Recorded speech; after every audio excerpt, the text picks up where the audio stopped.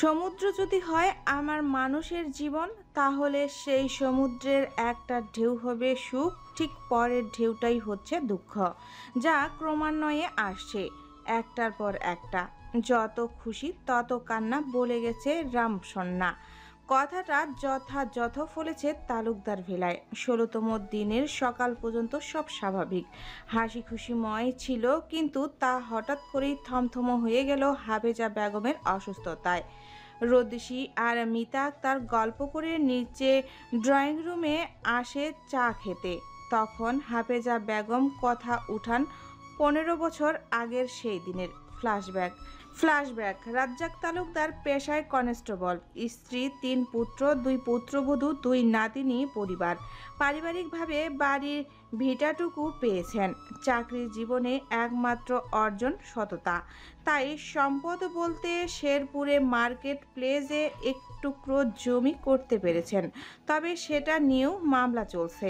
তালুকদার বংশের ৫ পুরুষ থেকে কোনো মেয়ে সন্তান জন্ম হয়নি। লোকমুখে শোনা যায় মেয়ে সন্তান জন্ম নিলেই এই বংশে আবার নিজের হারানো ঐশ্বর্য ফিরে পাবে। ৫ পুরুষ আগে এরা ছিল জমিদার, কিন্তু কোনো এক দুর্ঘটনায় এই বংশ অভিশপ্ত হয়ে আর মেয়ে সন্তান জন্ম নেওয়া বন্ধ হয়ে যায়। যদিও জন্ম হতো, কোনোভাবেই সারভাইভ করতে পারে না।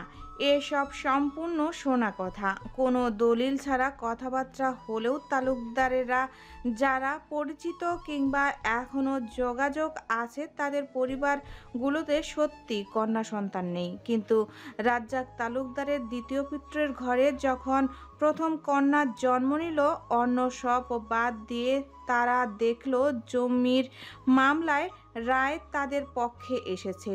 রায়হানের বড় জায়গায় চাকরি হলো, রাসেলের আর্মি থেকে ডাক এলো। পরপর এতগুলো সুখবরেই ইয়াং জেনারেশনের বিশ্বাস না করলেও সিনিয়র তালুকদাররা মনে প্রাণে বিশ্বাস করে নিল সত্যি তাদের জন্য এই কন্যা সৌভাগ্য বয়ে এনেছে। আকিকা করা হলো ধুমধাম করে। সকল আত্মীয় স্বজন আসলো দাওয়াতে। তার মাঝে আসলো রাজ্জাক তালুকদারের দূর সম্পর্কের এক বয়স্ক দাদি, যার বয়স ১০০ ছুঁই ছুঁই। এই তো সেই স্বর্ণলতা যে ছিল ২১ আঙ্গুলের। ও রাজ্জাক, তোমার বংশে সেই স্বর্ণলতার জন্ম হইছে গো। তালুকদার বংশের দুর্দশা এইবার কাটবে। আশ্চর্যের বিষয় ছিল সত্যি মেয়েটার ২১ আঙ্গুল। উনি নাম রাখলেন স্বর্ণলতা, কিন্তু রায়হান আর আয়শা এত পুরাতন নাম পছন্দ করলেন না। এরিতা তালুকদার স্বর্ণ রাখলেন। দুর্দশা কেটেছিল। রায়হান আর চাকরির পেছনে না ছুটে সেই মার্কেটের জমিতে কাপড়ের দোকান দিলেন। অল্প দিনেই তা প্রচুর লাভজনক ব্যবসায় পরিণত হলো। শহরের আনাচে কানাচে জমি জমা হলো, ব্যাংক ব্যালেন্স সব ফুলে ফেপে উঠল। তাই বৃদ্ধ রাজ্জাক আর ওনার স্ত্রী হাফেজা বেগম মনে প্রাণে বিশ্বাস করলেন এই মেয়ে ভাগ্যবতী। কিন্তু কন্যা সন্তান তো বেশি দিন থাকতে পারে না পিতৃভূমিতে। ওনারা ভীত হলেন এরিতাকে বিয়ে দিলে যদি আবার দুর্ভাগ্য চলে আসে। তাই ওনারা এটা নিয়ে দিন রাত ভাবতে লাগলেন। এরিতার যখন ৪ বছর, এরিসের ১১ আর এজাজের ৯। তিনজনই একসাথে এক বাড়িতে বড় হচ্ছে। রাজ্জাক তালুকদার মনে মনে ঠিক করলেন ২ নাতির থেকে একজনের সাথে স্বর্ণের বিয়ে দিবেন। কিন্তু প্রথম থেকেই মিতা আক্তারের ভাবসাপে ওনারা অনুমান করতে পারছিল সংসার দ্বিখণ্ডিত হবে। এদিকে এরিস একটু বড় আর বুঝদার হওয়াতে এরিতার সাথে সখ্যতা ভালো ছিল। অন্যদিকে এজাজের সাথে চুলোচুলি লেগেই থাকতো। তাই রাজ্জাক তালুকদার আর হাফেজা বেগম চূড়ান্ত সিদ্ধান্ত নেন এরিসের সাথেই বিয়ে হবে। দুজনেই যখন প্রাপ্তবয়স্ক হবে তখনই। কিন্তু এই যে নিয়তি, সে তো অন্য কিছুই ঠিক করে রেখেছে। বিদেশি এক পার্সেল আসে তালুকদার বাড়ির ঠিকানায়। রাজ্জাক তালুকদার সেটা রিসিভ করেন। মিতা আক্তারের নামে দেখে সন্দেহের খাতিরে আগেই পার্সেল খুলেন এবং ওনার মাথায় বিনা মেঘে বজ্রপাত হলো। মিতার ভাই ইউকে থেকে সব ব্যবস্থা করে ফেলেছে ওনাদের নিয়ে যাওয়ার জন্য। মাস ছয়েকের মাঝেই তারা যেতে পারবে। সেদিন রাতে রাজ্জাক তালুকদারের শরীর খারাপ হলো। এত দূর চলে গেলে তার নাতি নাতনির বিয়ে আর সম্ভব না, তাই উনি একটা অন্যায় কাজ করে ফেলেন। নাবালকদের নিয়েই কাছের এক মসজিদে গিয়ে ইমামকে দিয়ে বিয়ে পড়ান। এরিস তখন অনেক কিছু বুঝলেও এরিতা একেবারে ছোট। ওকে যখন ইমাম কবুল বলতে বলেছিল সে কিছুতেই বলবে না। পরে এরিসে বলেছে চকলেট কিনে দিবে, তারপর হুট করে বলেছিল দিন কবুল। নাদিমকে সিনিয়ররা মারছিল। এরিতা ভিড় ঠেলে তাদের কাছ থেকে নাদিমকে ছাড়ায়। ঠোঁট কেটে রক্ত পড়ছে, গালের এক পাশে ফুলে গেছে, পাঞ্জাবির কলার টানাটানি করে ছিঁড়ে গেছে কিছুটা। গলার সেই লাল ওড়না নিচে পায়ের কাছে ধুলোয় লুটোপুটি খাচ্ছে। নাদিমের অবস্থা দেখে এরিতার মেজাজে হাই হয়ে গেল। বেশ রাগ নিয়েই বলল, ওর গায়ে হাত দিয়েছে কে? কাপুরুষের মতো কলেজের পেছনে এনে মারছিস কেন? আকাশ এগিয়ে এলো, বলল, আমার সাথে হিজড়া শালা ফেক আইডিতে চিট করেছে। শুভেচ্ছার দিকে আঙ্গুল দিয়ে দেখিয়ে বলল, এর ফটো দিয়ে নোংরামে চালিয়ে গেছে। অ্যাঞ্জেল নদী বাস্টার্ড, তোর যে বিচি আছে সেটা আজ আমি গেলেই দিব। আমার ইমোশন নিয়ে মজা করছে মাদারচোদ। বলে আবার মারতে গেল। এরিতা আটকালো, কিন্তু এরিতাকে ধাক্কা দেওয়ায় ছিটকে গেল কিছুটা দূরে। ধাক্কা দেওয়ার সময় এরিতার কাঁধ ধরেছে। ব্যাস, এগিয়ে এসে ছেলেটার হাত পেছনে দিকে টান দিয়ে ধরে টান টান করে ডান হাতের গাদা দিয়ে হাত আর কাঁধের জয়েন্টের পর পর কয়েকটা বাড়ি দিল। কোকিয়ে উঠে মাটিতে লুটিয়ে পড়ল। আরেকটা ছেলে পেছন থেকে এসে হিজাব ধরে টান দেওয়ায় হিজাব খুলে চুল এলোমেলো হয়ে বের হয়ে গেল। এরিতার রাগ এবার সীমানা ছাড়ল। তখনই শুভেচ্ছা এসে ওকে টেনে ধরল। দিতু, তোর মাথা খারাপ হয়ে গেছে? শাড়ি পরেছিস, মারামারি করতে পারবি না। এখানে ওরা অনেকেই আছে, শান্ত হ। এখানে ঝামেলার জন্য কমার্সের কিছু শিক্ষক এসে হাজির হলো, ঠিক বাংলা সিনেমার পুলিশের মতো। কাহিনী শেষে যারা হাজির হয় সব সময় এসেই সবাইকে যে যার বাসায় ফিরতে বলল। নাদিম লজ্জায় কেঁদেই চলেছে। এরিতা নিচ থেকে নাদিমের ওড়না আর ওর হিজাব উঠালো আর বলল, আজ ভালো মানুষের মতো বাড়ি ফিরে যাবি। আন্টি আঙ্কেলের পা ধরে ক্ষমা চাবি। এই দেশে তোকে কেউ স্বাভাবিকভাবে নেবে না। শিক্ষা আর অপমান যদি হয়ে থাকিস তাহলে আঙ্কেলের কথা মেনে চলবি এরপর থেকে। দোস্ত, আমি আর এই কলেজে আসবো না। ওরা অনেক ব্যাড ল্যাঙ্গুয়েজ ইউজ করে লাইভ করেছে। আমার মুখ দেখানোর রাস্তাও রাখেনি। বলে হু হু করে কান্না শুরু করলো। এই জন্য তোকে আগে সাবধান করেছিলাম আমি। ওরা ভালো ছেলে না, আর ভালো ছেলে হলেও কারোর ইমোশন নিয়ে এমন করা উচিত না। শুভেচ্ছা বলে নাদিমের শরীরের ধুলা পরিষ্কার করে দিচ্ছে। আজ বাড়ি যা, কাল তোকে নিয়ে এক জায়গায় যাব। আমার আর ভালো লাগছে না। হিজাব পেঁচিয়ে বলল এরিতা। ফ্ল্যাশব্যাক, রাজ্জাক তালুকদার এরিসের কাছে কথা নিচ্ছেন। জীবনে যাই আসুক, যাই হয়ে যাক, তোমার বউ ত্রিদিতাই বড় হয়ে আরেকবার ভালো করে বিয়ে করিয়ে নিও, মনে থাকবে দাদু ভাই। এরিস জবাবে শুধু মাথা উপর নিচ করছিল। বাসায় জানাজানি হতে সময় লাগেনি। চঞ্চল এরিতা সবাইকে বলেছে, লিস ভাইয়া আমারই চকলেট দিয়েছে আর বড়ই গেছে। লিস ভাইয়া আমার বল। এভাবেই কেটে গেছে আরো 3 মাস। এরিতা ভুলে গেছে তার বিয়ের কথা। বালক এরিস ছোট্ট এরিতাকে ট্রেনিং দিত। No one can touch private part of your body. এরিতা দেখিয়ে দিত কি কি প্রাইভেট পার্ট। এরিস বলতো, যদি টাচ করে কামড় দিবি, না হলে গলা ছেড়ে চিৎকার দিবি জোরে, মনে থাকবে স্বর্ণ। খেলতে খেলতে একদিন এরিসের হাত লাগে সেই এক প্রাইভেট পার্টে। শিক্ষকের শিক্ষা অনুযায়ী এরিতা নিজ শিক্ষকের গালের নিচের দিকেই দিয়েছিল কামড়। মিতা আক্তার সেই কামড়ের জন্য তিলকে তাল বানিয়ে বাড়ি ছাড়লেন। আর এইদিকে হাফেজা বেগম এরিতার কানে রোজ রোজ বিয়ের কথা বলে মস্তিষ্কে জিয়ে রেখেছেন এরিসকে, যেন ভুলে অন্য কাউকে না জড়ায়। আবার এরিতার সব কাজকর্ম ছবি এরিসকে পাঠাতেন সব সময়। নাতি নাতনিদের জন্য এই বয়সে এসে স্মার্টফোনের সব শিখেছেন, কারণ ওনার স্বামীর শেষ ইচ্ছা ওনার শিরোধার্য। এরিসটা আসার পরেই উনি এরিসের সাথে কথা বলেছে।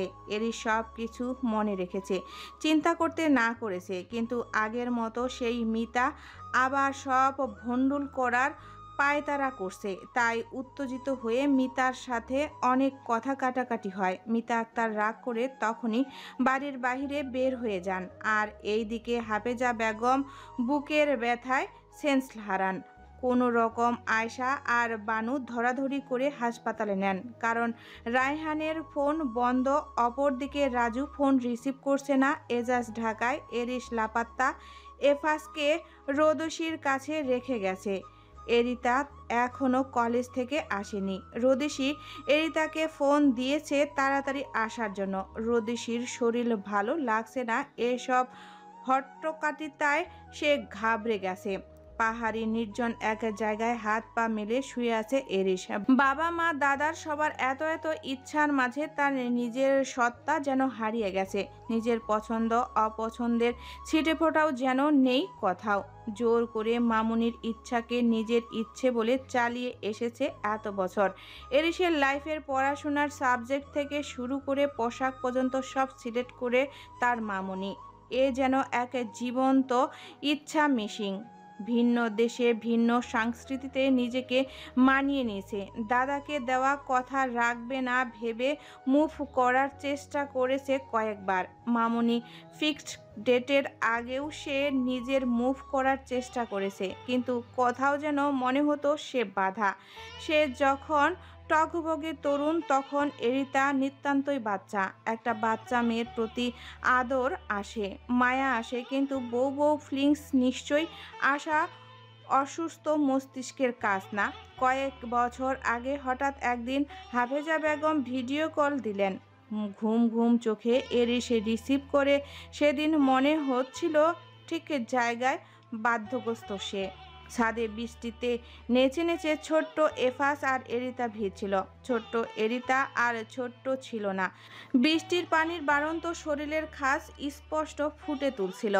এরিসের শরীরে নতুন এক রোগের উপসর্গ সেদিন থেকেই দেখা দিল।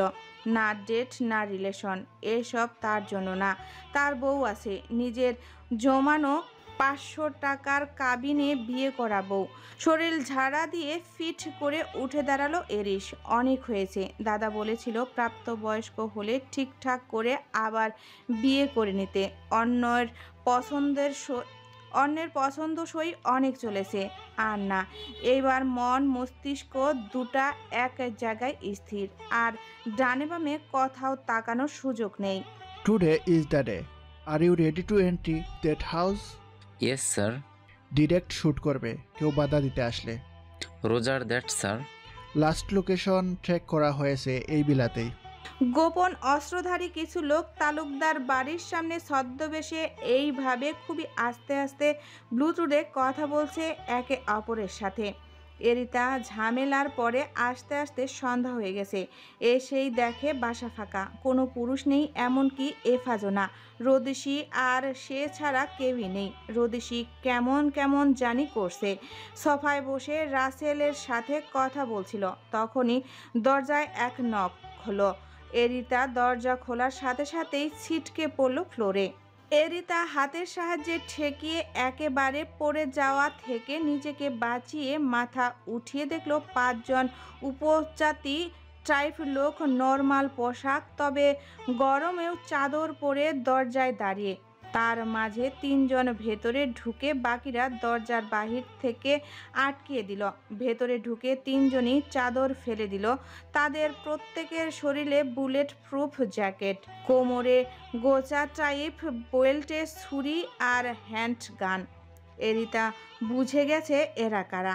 লোকগুলো নিজেদের মাঝে অন্য ভাষায় কথা বলছে।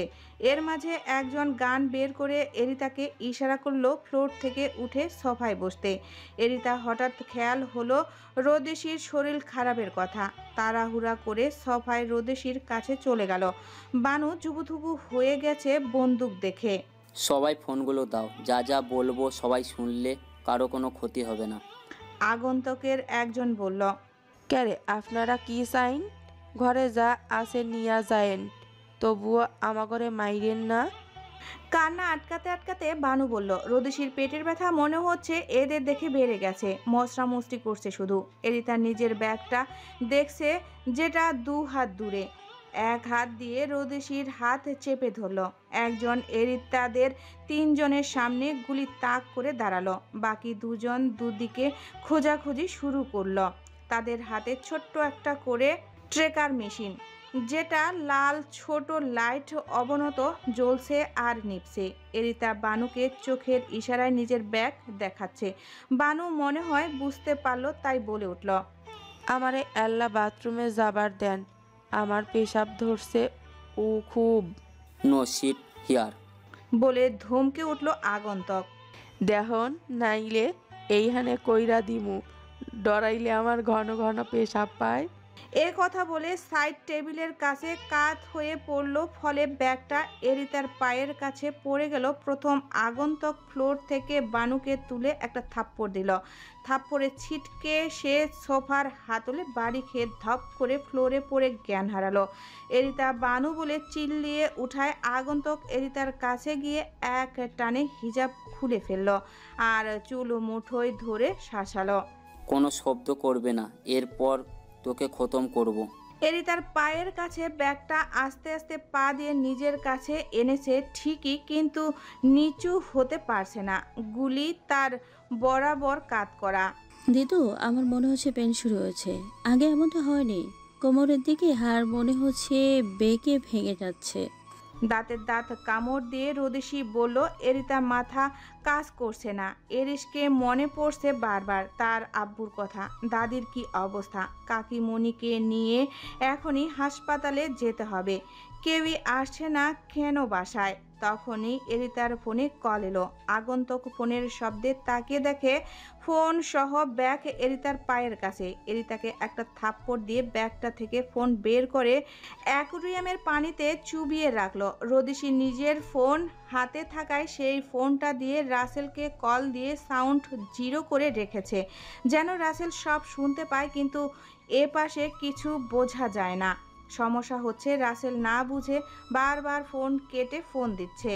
থাপ্পড়ে এরিতার মাথা হালকা ঘুরে গেল। তার আম্মুর চর খেয়ে অভ্যাস আছে, কিন্তু এখন মনে হচ্ছে আম্মুর চর কোনো চরই না। এই চরের কাছে দুধ ভাত। ঠোঁটের কোনা কেটে হালকা রক্ত গড়িয়ে পড়ছে। এরিতা মনে মনে রাস্তা খুঁজছে। চর খেয়েও দমে না গিয়েও বলল, উনি একজন পেশেন্ট, ওনাকে হসপিটালে নিতে হবে। আপনারা যদি লুটেরা হন, ঘরে যা আছে নিয়ে যান, কিন্তু ওনাকে নিয়ে আমাকে বের হতে দেন। প্রমিস কোনো চিল্লাচিল্লি করব না। আগন্তুক কোনো কথা না বলে গুলিটা এরিতার কপালে তাক করলো। তারপর এরিতার সারা শরীরে চোখ বুলিয়ে বলল, don't see I list word. যথেষ্ট সুন্দরী তুমি, এমন অবস্থা করব মুখ লুকানোর জায়গা পাবে না। ঘৃণায় এরিতার শরীর রিরি করে উঠল। আয়শা হাসপাতালে যাওয়ার পরপরই জরুরি বিভাগে মিনা বেগমকে ঢুকানো হয়েছে। তাড়াহুড়ায় টাকা পয়সা, এমনকি নিজের ফোনটাও আনেনি। রাস্তায় সিএনজিতে ওঠানোর সময় এলাকার এক পরিচিত সাহায্য করেছে, তাই ওনার ফোন দিয়ে আবার রায়হানকে ফোন দিল। এইবার ফোন ঢুকলো, রিসিভ হলো। হ্যালো, এদিতার আব্বু? ম্যাডাম, আমি শফিকুল। স্যার ফোন এই শোরুমে ভুলে রায়খা নিউ মার্কেট গেছে। ভাই, তাড়াতাড়ি ওনাকে একটু খবর দেওয়ার ব্যবস্থা করেন।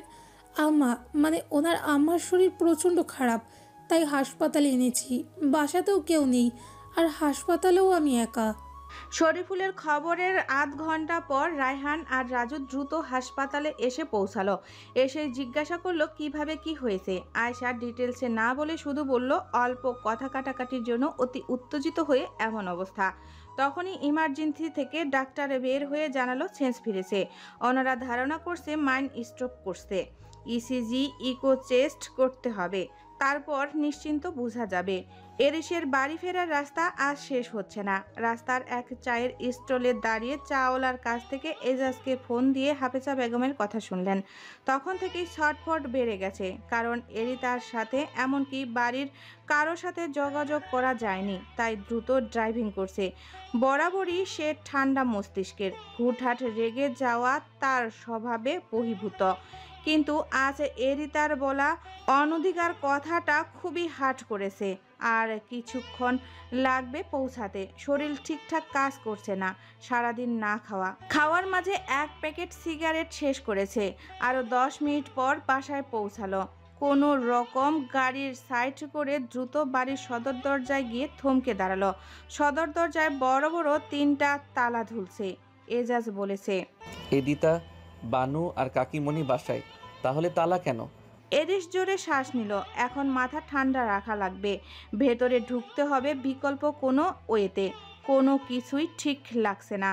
সন্ধ্যার তারা উদিত হয়েছে কয়েক ঘন্টা হয়েছে, অথচ তালুকদার ভিলায় আজ জ্বলেনি সন্ধ্যা প্রদীপ। বাহিরের তিমিরের সাথে আলো মিলিয়ে যাচ্ছে ক্রমান্বয়ে।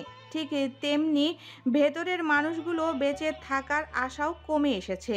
অপেক্ষা কখনো এত বিষাদের হয় এরিতা আগে বুঝিনি। কেউ বাহিরে এসে এদের খোঁজে যায়নি। জলবহুল একটা এলাকায়, অথচ মনে হচ্ছে বিচ্ছিন্ন এক দ্বীপ আজ তালুকদার ভিলা। শক্ত খোলস আজ ভেঙে চৌচির। সৃষ্টিকর্তাকে স্মরণ করতে করতে ভেতরের আত্মা শুকিয়ে কাঠ।